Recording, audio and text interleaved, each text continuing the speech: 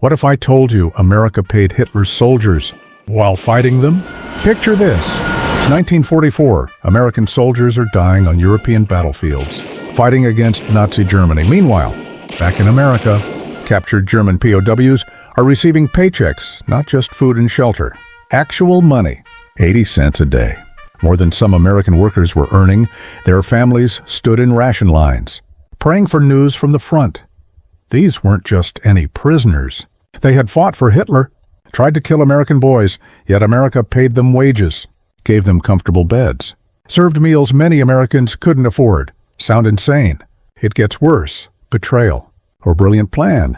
Some Nazi prisoners sent money to Germany, supporting enemy families, while America spent billions to defeat them. It sounds like madness, but behind it was a hidden strategy. Why would America do this? Why pay your enemies? The answer will shock you. It reveals a brilliant psychological warfare strategy, a strategy that helped win WWII and helped win the Cold War. This is the untold story of America's secret weapon, kindness. By 1943, America faced a serious problem. The war machine needed workers. Over 12 million men were fighting overseas. Factories sat empty. Crops rotted in fields. The labor shortage was critical. At the same time, German prisoners poured into POW camps, first hundreds, then thousands, then hundreds of thousands. By war's end, 400,000 were on U.S. soil. They weren't cartoon villains. Mostly farmers, mechanics, students, conscripted into Hitler's army. Many never saw a concentration camp. They expected torture or execution, or at best starvation in prison. Instead, they found something unexpected, something that changed history. U.S. leaders asked a hard question. What do you do with 500,000 enemy soldiers here? Execute them? Let them rot? Or something else entirely? The decision seems impossible today. But the documents don't lie. America chose to pay Nazi POWs, treated them better than citizens, turned enemies into friends through America's greatest weapon. Opportunity, but why? And how did it work? Hans Sommer was 19 when his U-boat was sunk off the American coast in 1943, pulled from the Atlantic. He expected to be shot. Instead, he found himself on a train heading inland, wondering if Americans were taking prisoners somewhere remote to execute them quietly. When the train stopped at Camp Concordia in Kansas, Sommer stepped off, expecting a death camp. What he found instead blew his mind. Clean. Barracks with actual beds, not straw on concrete, real mattresses with sheets, hot showers with soap, 3 meals a day, featuring meat, vegetables, and white bread. White bread. Most Germans hadn't seen white bread in years, but the real shock came on his 3rd day, when an American officer approached with a clipboard and asked him a question that made no sense. What kind of work did you do before the war? Work? These Americans wanted them to work? Not as slave labor, but as employees? Within a week, Sommer was working in the camp kitchen, earning 80 cents a day. 80 cents might not sound like much, but in 1943, that was real money. A Coca-Cola cost a nickel. A movie ticket was 20 cents. These prisoners were earning enough to buy small luxuries. Cigarettes, candy, soap. The Geneva Convention required POWs to be paid for their labor. Yes, but America was going far beyond what was legally required. Other Allied nations paid their German prisoners pennies. If anything, Britain paid German POWs 6 pence per day, less than 10 cents. America was paying 8 times more. Why? The psychological effect was immediate and devastating. Kurt Weber, captured at Normandy, wrote in his diary, "Are these the same Americans our propaganda called brutal capitalist monsters? They treat us better than our own officers ever." Did, but this was just the beginning. What happened next would shatter every preconception these German soldiers had about America and about themselves. By late 1943, German POWs weren't just working in camps, they were integrated into the American economy. Farms across the Midwest were hiring entire work crews of German prisoners logging companies in the Pacific, Northwest canneries in California, even defense contractors. Though they carefully avoided anything sensitive, the prisoners were amazed. They were working alongside American civilians, earning the same wages, treated with basic human dignity. Many had never experienced anything like it. Friedrich Stern, and former Wehrmacht sergeant, found himself picking cotton in Mississippi. He later wrote, "The black workers in the fields earned the same as us, 80 cents a day. We ate lunch together. We shared water." I realized something that propaganda had hidden from us. America wasn't just rich because of stolen resources. Americans worked together. The wages kept coming. Week after week, month after month. By 1944, some long-term prisoners had accumulated hundreds of dollars in their camp accounts. That was serious money, enough to buy a used car after the war. But here's where it gets truly incredible. The U.S. government allowed these German prisoners to send their American-earned wages home, to Germany, to their families. Think about that for a moment. America was fighting a war that was costing $300 billion in 400,000 days, American lives, and they were letting Nazi prisoners send American money to support German families. Letters from German prisoners started arriving in bombed-out German cities, containing American dollars, sometimes more money than these families had seen in years. Word spread quickly.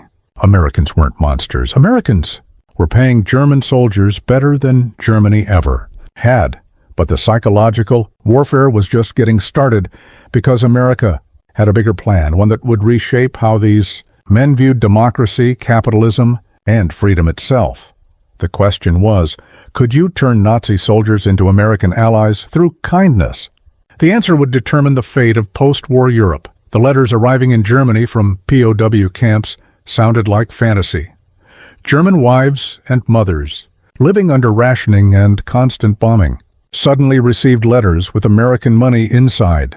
"Dear Greta," wrote prisoner Otto Kraus from Camp Ellis in Illinois, "I am enclosing $50 American dollars. Yes, you read correctly, us. $50 the Americans pay us to work. They feed us meat twice a day. We have electricity and hot water. I have gained 20 pounds. Are you sure we are fighting the right enemy?" These letters created a problem for Nazi propaganda. How do you maintain that Americans are subhuman monsters when German soldiers are writing home about their kind treatment? Joseph Goebbels' propaganda ministry tried to suppress the letters, claiming they were American psychological warfare. They weren't wrong, but the money kept flowing. By 1944, German POWs in America had sent over $10 million back to Germany. That's roughly $150 million in today's money. American tax dollars earned by Nazi prisoners supporting German families during wartime. It sounds insane. It was insane, but it was working.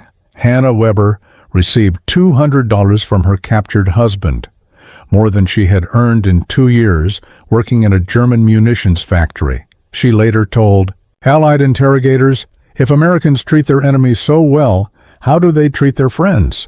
Maybe we chose the wrong side." The ripple effects were enormous. German civilians began to question everything they had been told about America. If Americans were truly monsters, why were they feeding German soldiers better than Germany fed its own citizens? Meanwhile, inside the camps, something even more remarkable was happening. German prisoners were experiencing democracy for the first time in their lives. They were forming committees, electing representatives, organizing recreational activities. They were learning what it felt like to have a voice. Werner Klein, a former Nazi Party member, wrote, "In Germany, we followed orders or faced execution. Here the Americans ask our opinions. They listen to our suggestions. I am beginning to understand why they are winning this war." But the masterstroke was still to come, because America wasn't just changing minds. They were building the foundation for a new Germany. What America was doing wasn't charity. It wasn't just following the Geneva Convention. This was psychological warfare on a new scale. Roosevelt and his advisors knew Germany must be rebuilt, but it had to be completely transformed. To prevent another world war, Germany had to embrace democracy. Changing a whole nation starts with its soldiers. Kindness turned each prisoner into an ad for American values. Letters home cracked. Nazi ideology.